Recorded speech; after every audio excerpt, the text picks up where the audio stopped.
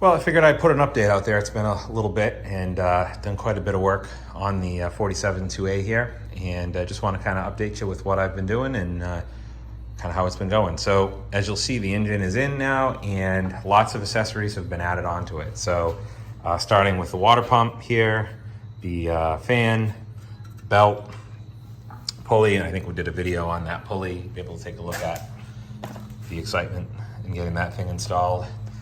We have our generator, which was rebuilt locally, 6-volt generator. This bracket here, we could do a whole video on this probably. The brackets that are available for a 47-2A did not fit this generator application. This bracket, I think, is from the 50s, a 50s model Jeep. So I can get you more specs on that if you're interested, but yeah, I had bought the other brackets that were supposed to be here, but they didn't fit. This part of the generator should have been over here, this lobe here, and it was not. So therefore, I ended up using this bracket, which ironically came with the engine, although this generator did not come with this engine. I bought this generator separately, and I said 47 CJ2A, so I have no idea. The engine, I'm suspicious this engine was not from a 47. After all, I think it was already probably been replaced at one point in time. I think this is a later model engine, which is why I think it came with this bracket. But this generator I ordered separately from a used Jeep parts site, and it was supposedly for a 47, but like I said, again, it doesn't fit in there. Other thing on the generator, just to note, you can buy these 2 bolts here that you can buy. They're the same. You can get these online pretty easily. Pretty readily available. I will say that the newer bolts, I actually happen to have the original bolts that came with this engine. They're actually shorter, and the collar on them is shorter, and that's something that I'll probably do another video on, because this was actually kind of sloppy when I put those bolts on. Thankfully, I had the originals, and I don't see that size bolt anywhere else. So if folks know about that, let me know. I'd like to replace them. They're a little worn, so I would like to replace those bolts. And here we have our 6-volt starter. So again, I'm going with the 6-volt system. We have our 6-volt starter. I replaced the bushing inside and all that. I used a stud here because that's what I had on the bell housing when I got the bell housing. Otherwise I use a stainless bolt on this side. I don't know if these are supposed to be bolts or both studs, but there was a stud, so I followed the pattern that was there. And again, we have all of our grade 8 fine tread bolts in here. We have our proper dowels. I think I might have did a video on that where I used the dowels for this side and the other side for these two to help keep all this in alignment. We've got our coil, new coil bracket. This is just a plug for now. I'm waiting for there's actually like a grommet that goes here, a bushing that goes here, I should say, so that we can put in our temperature gauge. The idea is I'm going to build a little frame on this so I can fire this thing up and run it. This distributor is another example. This is an original Autolite distributor, not probably the distributor that would have come with the 47. This is a distributor that, again, probably would have been from the 50s, and that's what leads me to believe that this engine might be a little later than what I thought it was. But anyway, I'm missing the cap. I bought the replacement cap for a 47, but obviously it doesn't fit. So waiting for another cap to come in. Also waiting for a new distributor. I may just end up replacing on the distributor in general, but here we have our oil pickup tube is in place. We have our little breather vent, just use some hose and clamps to here. Just have our coil wire sitting around. For those who don't know, again, these are torqued down to the top of the head using the head bolts. We've got our oil filter, and again, I use on all these threads, I use all high temp thread sealant.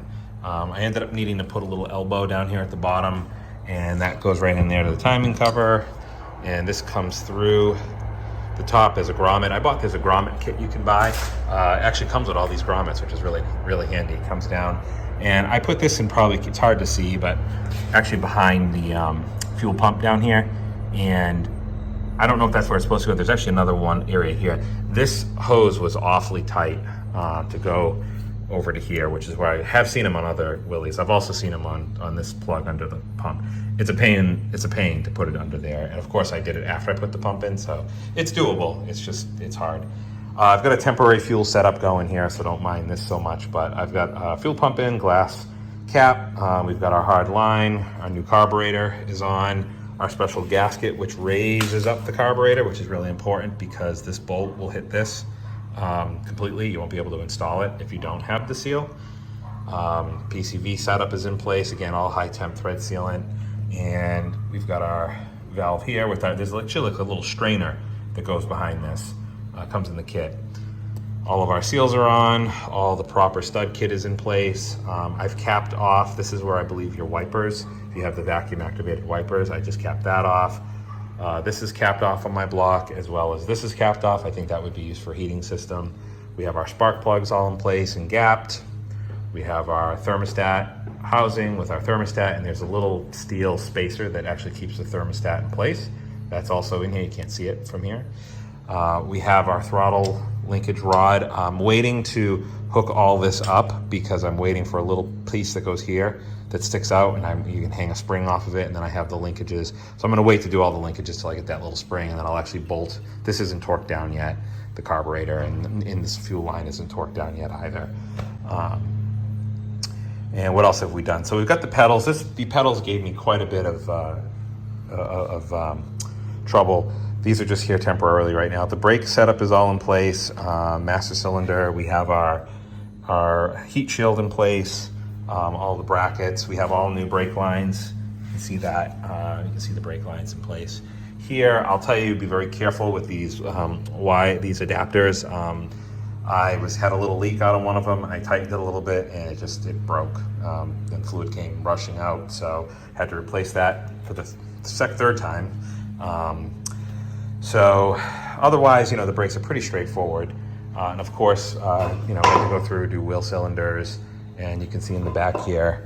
Let's see if there's anything worth looking at. Again, yeah, shocks have been put in. Had a little short video on this. Made these little these washers, steel washers. For the cotter pin, we have our brake lines in place, exhaust is in place, and hangers. I have a separate video on the exhaust if you're interested in that. We have our, everything's filled up with fresh gear oil. We're using the GL1, the Ford tractor, 90 weight in there. In the motor, we're actually using some break-in oil. Let's see if I can show you what we got. Then we're gonna switch over to the Shell Rotella 1540 once we are broken in, but for now, I'll show you what we got for break-in oil here. We're using Lucas break-in oil, SAE30 high zinc. So that's what we're using for now. So again, I gotta get the distributor on, I've gotta get the radiator on, and then also in terms of the battery situation, as you can see, I left this was original. It's been eaten through a little bit, but it's still sturdy enough for my purposes. So I do have a 6-volt battery. It's over in the corner there, waiting to come in. I've gotta charge it up. These are the cables from Walks. And I'm not exactly sure where this goes. I saw a hole here, so I shaved some paint off, put a nice bolt in, fine thread, grounded it to this. We have our starter switch. Of course, I'm gonna mount this better. You gotta be careful with this switch. And so we can test out, this goes right to the starter, and we have our generator, and we have our bolt set up here. We also, you'll see I did a little grounding strap off the motor mount from here to where the engine mounts in. So all in all, we have a lot there. I may actually add another grounding strap in. I'm gonna do something with the grounds. I don't think this ground is good enough the way I have it. Having this here. And again, I always shave the paint off so that we've got steel to steel. Same over here with this grounding strap. I do think I'm gonna add some other additional ground to the starter, and perhaps either here, or I may do something, get another cable, a nice 1-gauge cable. That's the key with these 6-volt systems, really, is just really, really solid ground. Otherwise, like I said, brakes have been bled. Let's take a quick peek underneath.